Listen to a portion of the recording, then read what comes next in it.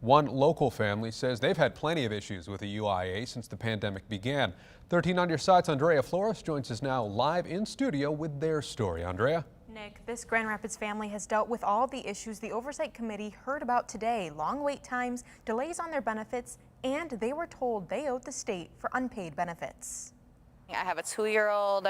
I'm doing this on my own. Karaea Tatroe and her daughter Sapphire are just getting by, missing out on months of unemployment benefits. Since November 7th of last year, I've still been arguing with them to receive my payment. She says what the UIA is telling her is simply not true. They tried to say that I didn't live in Michigan, but I've never even left Michigan until March of this year for 2 weeks when I went to Florida.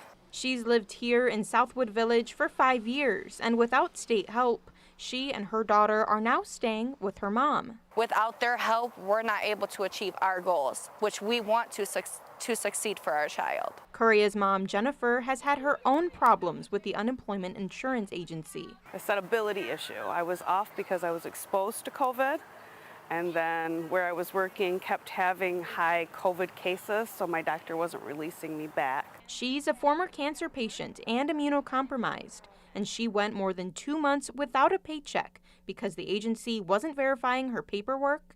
And when they finally did, 10 weeks later, I went to check thinking, okay, I certify tomorrow, check everything over.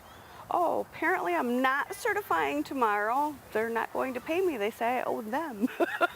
But those weeks without meant tough times. When I did finally get it, I owed most of the money out trying to stay afloat. Same for Karaea, who just wants a solution, not just for her, but other struggling families out there. I hope that it gets resolved so that I am financially stable and comfortable for me and my child. And hopefully everybody else gets their issues resolved because I know it's a fighting battle.